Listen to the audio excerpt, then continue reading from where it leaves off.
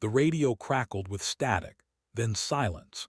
SEAL Team Bravo had been dark for 17 minutes, an eternity in the Afghan mountains, where 17 seconds could mean the difference between extraction and body bags. Lieutenant Commander Jake Morrison pressed his headset tighter against his ear, willing the voices to return. Nothing. Just the oppressive quiet that settles over operations when everything goes sideways. 3,000 feet below, in a valley that didn't exist on any map the Pentagon cared to acknowledge, 12 of America's finest had walked into what intelligence later termed a catastrophic miscalculation. The Taliban hadn't just been waiting, they'd been orchestrating. Mortars positioned on 3 ridgelines. RPG teams dug into spider holes that took weeks to prepare. Machine gun nests that turned the narrow canyon into a killing field, designed by someone who understood American tactics better than Americans understood them. Morrison's jaw tightened as he watched the drone feed on his tablet. Heat signatures that had been moving in formation now lay scattered like broken toys. The rescue helicopters couldn't get close, not with those SA-7s painting the sky with death. Fast movers were 20 minutes out, but even then, close air support in terrain like this was like performing surgery with a sledgehammer. That's when the radio sparked to life, with a voice nobody expected. "Overlord, this is Reaper 6-1. I've got eyes on your boys." The voice was calm, measured, with just enough southern drawl to cut through the chaos. Morrison frowned. Reaper 6-1 wasn't on the flight roster. Hell, Reaper Squadron wasn't even supposed to be in country. "Reaper 6-1, Overlord. State your position and aircraft type." "Angels 12, inbound from the southeast in an A-10. And before you ask, no, I don't have clearance to be here. But your SEALs are about to become statistics if somebody doesn't do something stupid in the next 3 minutes." The operations tent fell silent. Every technician, every officer, every coffee-fetching lieutenant stopped what they were doing. An A-10 Thunderbolt II, the Warthog, appearing like a ghost over restricted airspace flown by a pilot with a call sign nobody recognized. Morrison keyed his mic. "Reaper 6-1, you are not cleared for engagement. RTB immediately." Laughter echoed through the radio, not mocking, but the kind of laugh that happens when someone hears a joke they've been told 1,000 times before. "Overlord, with respect, those boys down there are getting their asses handed to them by people who don't much care about your clearances. You can court-martial me later. Reaper 6-1 going hot." The line went dead, and Morrison realized he was about to witness something that would either end in disaster or legend. Major Elena, Reaper, Vasquez had been flying combat missions when most of the officers in that tent were still figuring out which end of a rifle to hold. 27 confirmed kills in Iraq, 4 Purple Hearts, and a Congressional Medal of Honor that she kept in a shoebox because the ceremony felt like attending her own funeral. But none of that mattered to the brass who'd grounded her 6 months ago. The official reason was recurring stress indicators following extended combat deployment.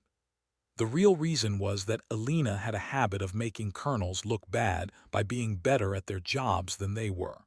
In a military where ego often outranked competence, being right too often was a career-limiting move. So they'd buried her in desk assignments at Bagram, processing flight reports and inventory requests while younger, less experienced pilots flew the missions she could execute in her sleep. They thought they were protecting her. They thought they were being merciful. They were wrong. Elena had acquired her A-10 through methods that would require congressional hearings to fully explain. Suffice it to say that aircraft occasionally needed test flights, and sometimes those test flights coincided with radio chatter about American soldiers dying in valleys that didn't officially exist. The maintenance crew had learned not to ask questions when she signed out aircraft at odd hours. They just made sure the 30mm cannon was loaded and the fuel tanks were full. Now, as she dropped through 8,000 feet with the Afghan landscape rushing up to meet her, Elena felt something she hadn't experienced in months: purpose. Below her, Those heat signatures weren't just tactical problems to be solved. They were someone's son, someone's husband, someone's father who'd volunteered to walk into hell because their country asked them to. Overlord Reaper 6-1. Beginning attack run. Hope your boys can tell the difference between 30 and incoming mortars. Morrison watched his screen as a gray-green aircraft materialized on the drone feed like a prehistoric predator dropping from the clouds. The A-10's distinctive silhouette, twin engines mounted high, massive gun protruding from the nose, looked alien against the ancient landscape.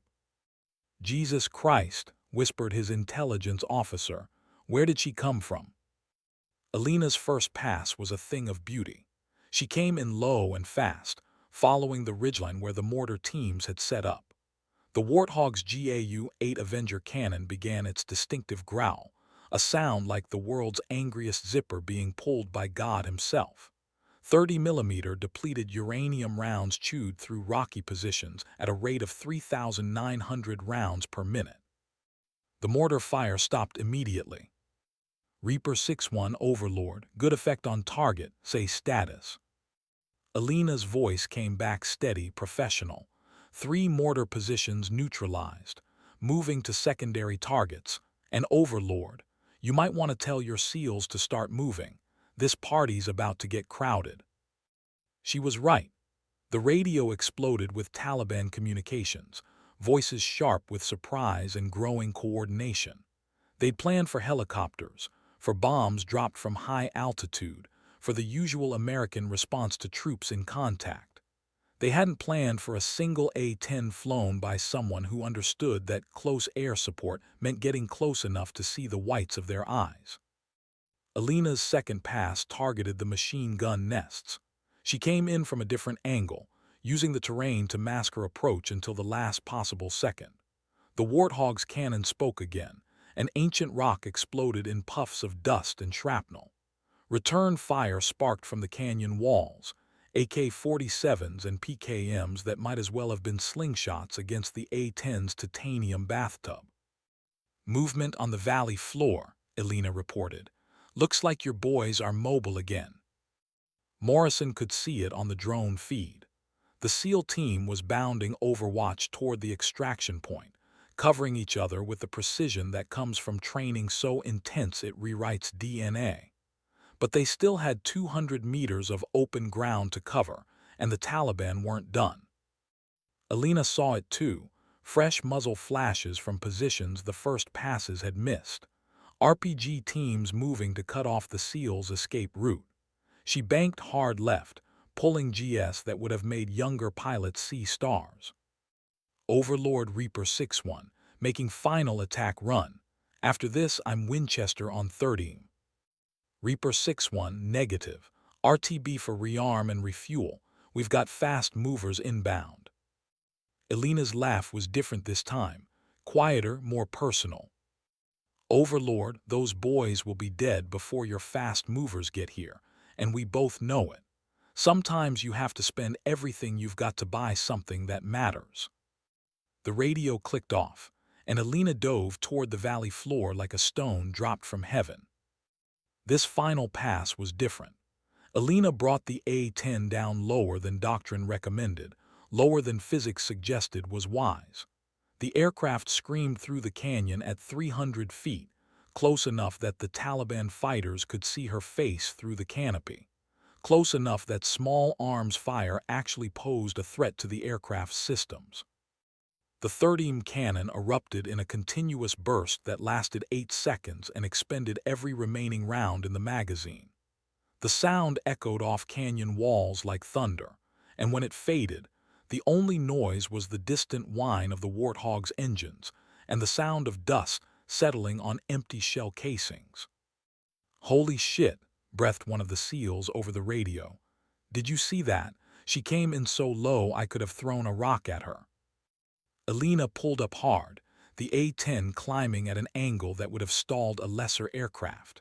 She was Winchester now, no ammunition, fuel running low, flying a damaged bird over hostile territory. But below her, 12 American soldiers were running toward safety instead of bleeding out in the dirt. Overlord Reaper 6-1, Winchester on all ordnance, RTB for damage assessment. Morrison keyed his mic. Reaper 6-1 Overlord, outstanding work. What's your fuel status? There was a pause. Then, fuel's fine, Overlord, just fine. But Alina's voice had changed. There was something in it, a tightness that spoke of hydraulic leaks and warning lights that shouldn't be illuminated. Morrison watched the A-10 on his screen, noting the irregular contrail streaming from the left engine. Reaper 6-1, you appear to have battle damage. State your condition. Another pause, longer this time. Overlord, bird still flying. That's what matters. Alina's A-10 had taken more damage than she was letting on. The Taliban's final desperate volleys had found their mark. Hydraulic pressure was dropping, the left engine was running rough, and she had warning lights illuminated that she'd never seen before in 12 years of flying combat missions. But she also had something else.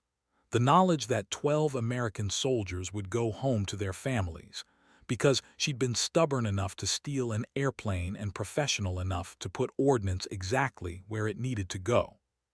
She nursed the wounded warthog back toward Bagram, fighting controls that grew more sluggish with each passing mile. The aircraft wanted to roll left, wanted to nose down, wanted to quit. But Alina had made a career of convincing inanimate objects to perform beyond their design specifications through sheer force of will. "Come on, girl," she whispered to the aircraft. "Don't quit on me now, we're almost home." The A-10 responded like it understood, straightening up for the final approach to Bagram's runway. Alina could see the emergency vehicles already positioning themselves, could hear the tower clearing all traffic for her approach. Word traveled fast in the military, especially when it involved stolen aircraft and unauthorized heroes. She touched down hard, harder than she would have liked, and the A-10 rolled to a stop with smoke streaming from multiple systems. Alina shut down the engines and sat in the cockpit for a moment, listening to the metal cool and crack. Her hands were shaking now, adrenaline finally catching up with training. When she popped the canopy, the first face she saw belonged to Colonel Harrison, her commanding officer. The man who'd grounded her. The man who'd signed the papers that buried her talents in paperwork and procedure. He was smiling. "Major Vasquez," he said as she climbed down from the aircraft, "we need to talk." Alina pulled off her helmet, dark hair spilling over her shoulders. She looked at the colonel, then at the maintenance crew already swarming over her battered A-10, then back at the colonel. "Yes, sir, I expect we do." But before Harrison could say another word, the radio in his hand crackled to life. It was the voice of SEAL Team Bravo's leader, broadcasting on the emergency frequency for everyone to hear. Any station, this is Bravo 6. We are secure at the LZ, all personnel accounted for. I don't know who Reaper 6-1 is, but that pilot just saved 12 lives. Whoever she is, she's got a case of beer waiting for her whenever she wants to collect. Colonel Harrison looked at Alina, and something passed between them, an understanding that transcended rank and regulation. She'd broken rules. She'd stolen government property. She'd conducted unauthorized combat operations in restricted airspace. And she'd reminded everyone why the A-10 was built in the first place. The investigation that followed was unlike anything the Air Force had seen in decades. Alina sat through 17 hours of testimony, answering questions from officers who'd never fired a shot in anger about decisions she'd made in combat while people were dying. They asked about procedure, about chain of command, about the proper channels for requesting aircraft allocation. She answered every question with the same calm professionalism she displayed over the radio. Yes, she'd taken the aircraft without authorization. Yes, she'd operated outside established parameters. Yes, she understood the potential consequences of her actions. "But sir," she told the three-star general leading the inquiry, "those SEALs didn't have time for me to file the proper paperwork." The hearing room was packed with reporters, military personnel, and families of the rescued SEALs. When Alina finished her testimony, the silence stretched for nearly a minute. Then someone in the gallery started clapping. Then someone else joined in. Within seconds, the entire room was on its feet. The general gavelled for order, but he was smiling too. In the end, Alina received an official reprimand that would stay in her personnel file forever. She also received an unofficial commendation that would follow her through the rest of her career. More importantly, she was assigned to lead a new close air support training program designed around the lessons learned from that day in the Afghan mountains. The program's motto, suggested by Alina herself, was simple: sometimes you have to spend everything you've got to buy something that matters. 2 years later, Alina stood on the tarmac at Davis-Monthan Air Force Base, watching as her latest class of A-10 pilots prepared for their final training mission. The aircraft lined up on the runway looked like a prehistoric squadron, all angles and purpose and barely contained violence. Beautiful in their ugliness, perfect in their imperfection.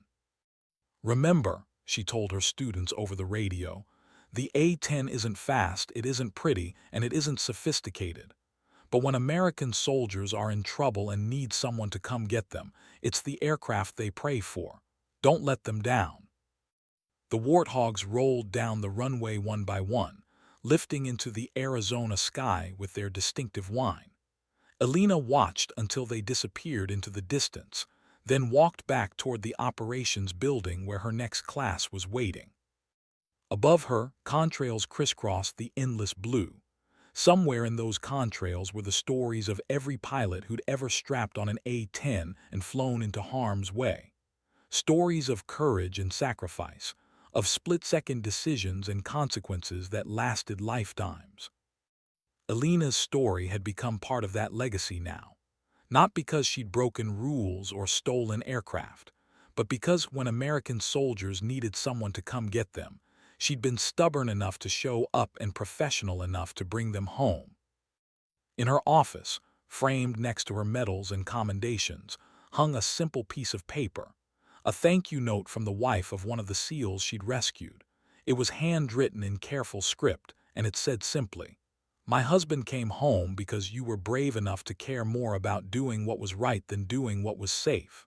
Thank you for giving my children their father back." Alina read those words every morning before her first cup of coffee.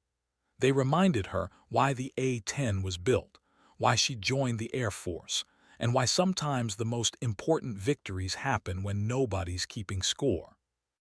The Warthog program continued to evolve, but its core mission remained unchanged: to support ground troops with precision, persistence, and the kind of close air support that could only be delivered by pilots willing to get close enough to see the faces of the people they were protecting. Years passed. Alina's students became instructors.